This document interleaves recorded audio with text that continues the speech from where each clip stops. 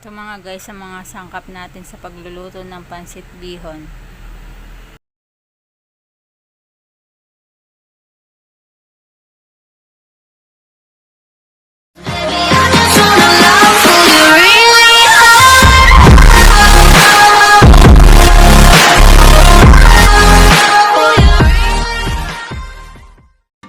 Let's start na mga guys sa pagluluto natin ng Pancit Bihon.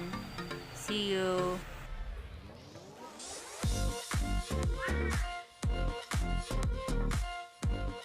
Yan mga guys, ang mga gagamitin natin sa pagluluto ng Pancit Bihon na gayak na siya at na-prepare na. Magluluto na lang tayo.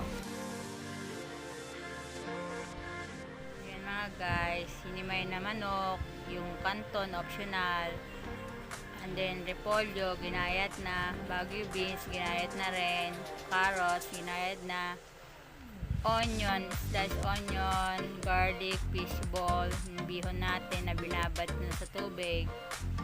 Yan mga gagamitin natin. Tapos mga condiments guys, bechin, magisarap, pepper, saka in-slice nating fishball guys.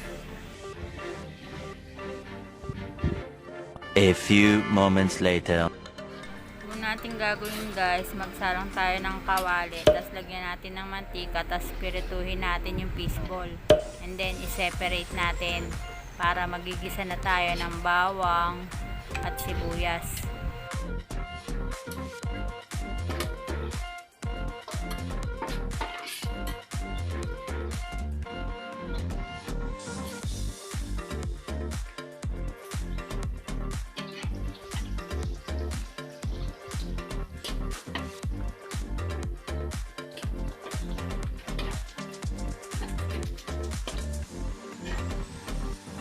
Guys, lagay na natin ang bawang.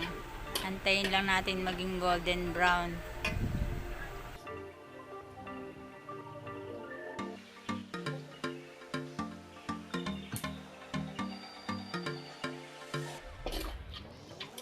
Golden brown na yung bawang natin. Next na natin ilagay ang sibuyas, ginayat na sibuyas.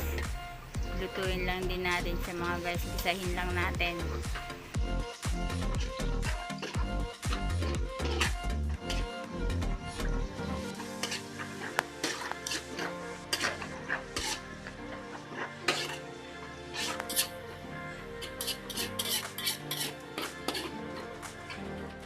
Ilagay after maluto ang bawang at sibuyas mga guys, yung hinimay natin na manok.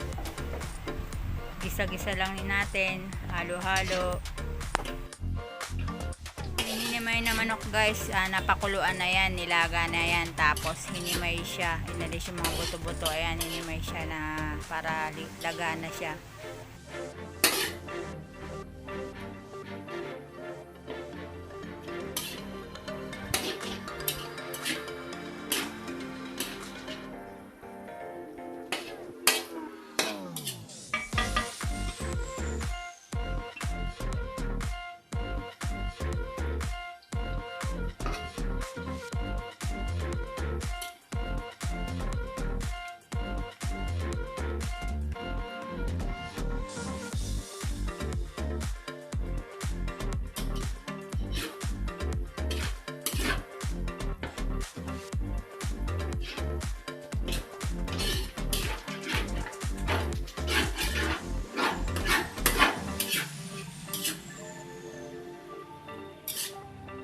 Yan, maluluto na yung manok natin guys. Next na natin ilagay yung pinirito nating fishball. Halu-haluin lang natin mga guys. Ayan, hanggang mamiss siya. Tapos mga guys, lagay na natin pinirito nating fishball. Tapos mix-mix lang ulit.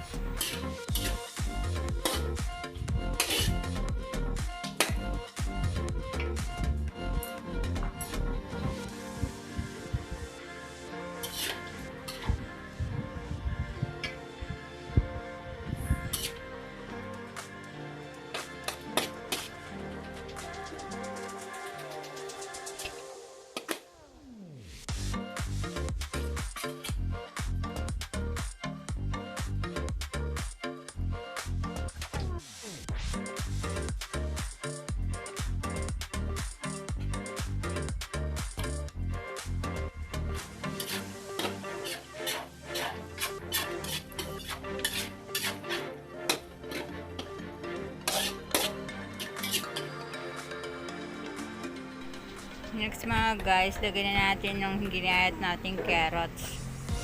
Tapos halu-haluin lang din natin siya ulit para ma-mix ang sangkap natin. Next mga guys, yung ginayat naman na Baguio beans. Isunod nyo na sa carrots yan. Tapos halo-halo lang ulit. Halo-halo. Yan ang pinaka-toppings, pinaka-sahog at toppings natin sa pancit.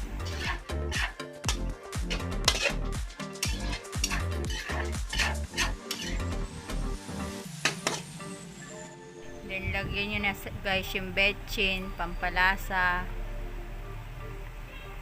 Ng mga condiments natin guys, yung mga gisarap, pepper, tsaka asin para lumasa na siya sa sangkap natin. Pwede nyo ring lagyan guys ng nor cubes para lumasa.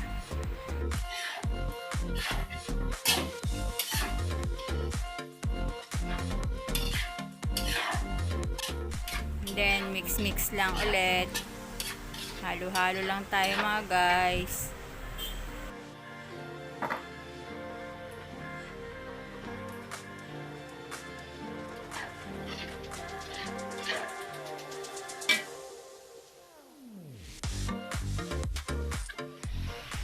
After na nyo guys, lagay nyo na yung ginayat na repolyo o cabbage. Tapos halo-halo lang ulit.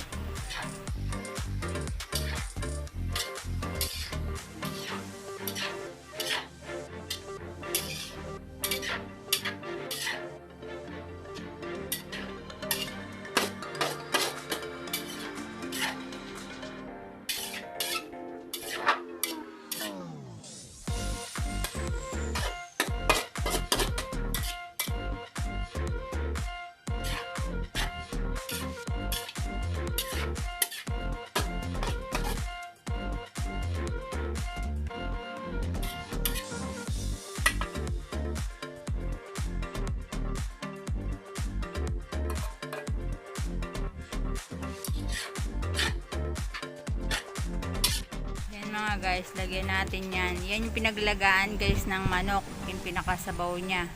Ilagay nyo muna. Tansyahin nyo rin kung gusto nyo masabaw o hindi. Yan yun yung pinaglagaan ng manok. Tapos guys, lagyan nyo ng soy sauce, toyo. Yan ang pampaalat din natin na pampalasa natin, condiments.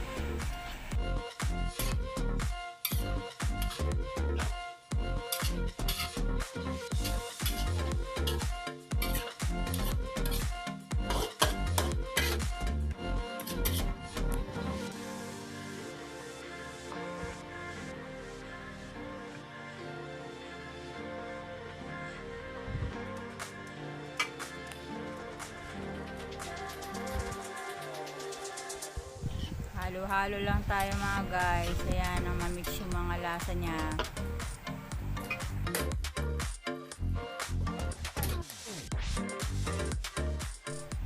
Ayan mga guys, pagluto na yung gulay, ilagay nyo na yung binabad natin na bihon. Kasi kaya binababad natin sa tubig yan para medyo lumambot-lambot na ng easy to cook na. Ayan, iwalay nyo lang tapos halu-haluin nyo lang na ganyan. Yan guys, madali lang pagluto ng bihon guys.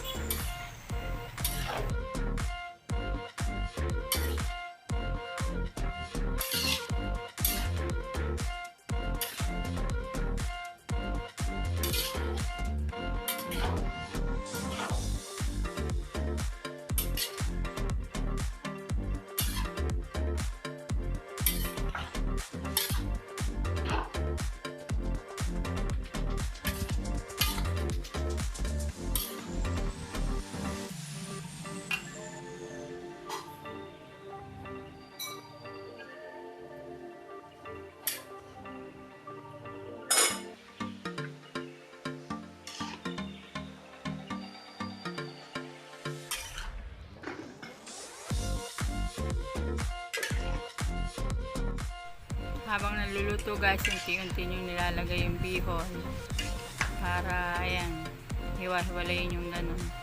Lagay na ng lagay lang hanggang maubos na mailagay yung bihon.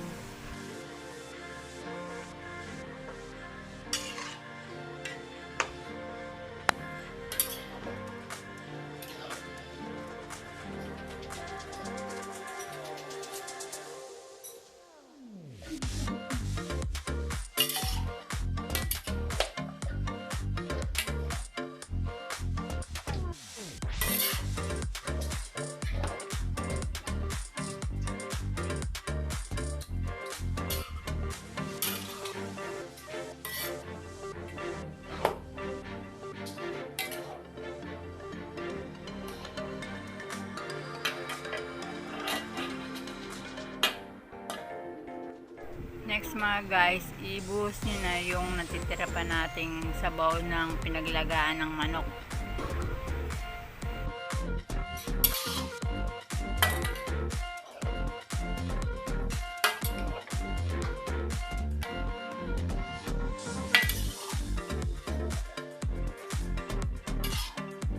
Yan guys, halo lang ng halo hanggang sa ma-mix lahat ng ingredients sa pancit bihon natin.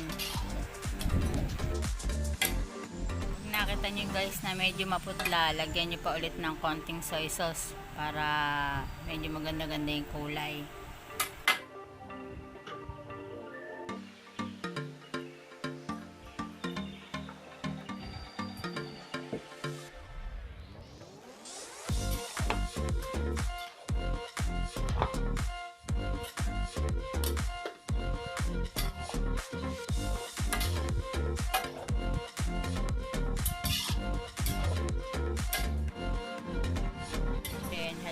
Natin ulit guys para ma-mix siya hanggang ayan lumalambot na yung ating bihon, tsaka malapit na maluto yan. Ayan mga guys, optional kung gusto nyo lagyan ng canton para meron siyang mix bihon with canton. Yan, malapit na maluto ang pansit natin mga guys. Yan ang kasirbehan na handa sa birthday, pampahaba ng buhay. Yan ang kasabihan sa Pinoy mga guys. Malapit na maluto mga guys. Ang bango-bango niya.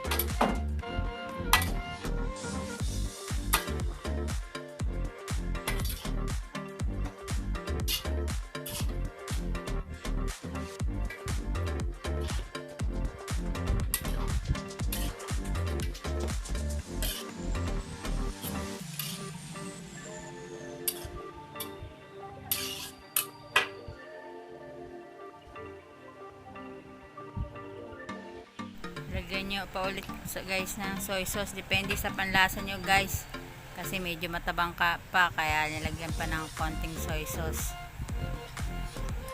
Peppers guys, yung durog na pepper.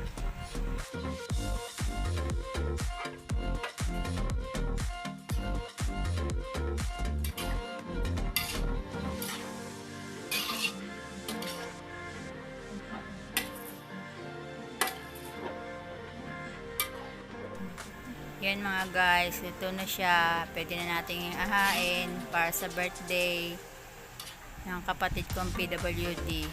Birthday niya ngayon.